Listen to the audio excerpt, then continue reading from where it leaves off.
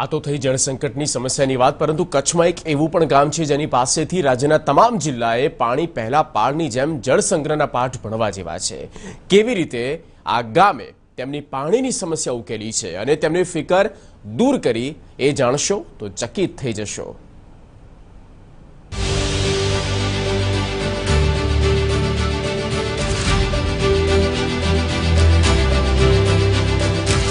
પાણીનો નથી કોઈ પ્રશ્ન,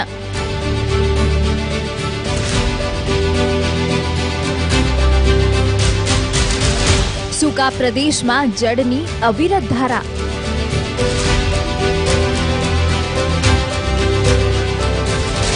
વ્યવસ્થા જોરદાર, ગામ પાણીદાર। આજે કચ્છ જિલ્લાના ભુજ તાલુકાનું સુખપર ગામ। સુખપર ગામ સુખી સુખી છે કારણ કે ગ્રામજનોને ક્યારેય પાણી માટે વલખા નથી મારવા પડતા, કારણ કે અહીં વર્ષોથી સરકારી પાણીના વિતરણ સાથે વરસાદી પાણીના સંગ્રહની અનોખી વ્યવસ્થા ઊભી કરાઈ છે, જેના કારણે ગ્રામજનોને આખું વર્ષ પાણીની મુશ્કેલીનો સામનો નથી કરવો પડતો।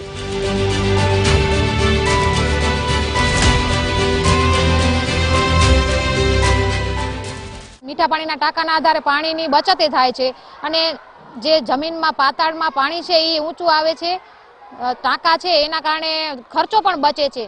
એમાં એવા ફક્ત ઘરોમાં નથી પણ એવી ગામમાં શાળા છે કે અમારી સમાજની જે સમાજવાડીઓ છે કે મંદિર છે કે એમાં દરેક જગ્યાએ મીઠા પાણીના ટાંકાની વ્યવસ્થા કરવામાં આવી છે। 25,000ની વસ્તી ધરાવતા ગામના 70% ઘરમાં પાણીના સંગ્રહની વ્યવસ્થા છે। વરસાદી પાણીના સંગ્રહ માટેનો અલગ ટાંકો બનાવાયેલો છે। વરસાદનું પાણી અગાશી પર પડ્યા બાદ તે સીધું નીચેના ટાંકામાં જાય છે। ગામના સરપંચનું કહેવું છે કે 12 માસ વરસાદના પાણીનો ઉપયોગ કરવાથી તેમનું આરોગ્ય સ્વસ્થ રહે છે।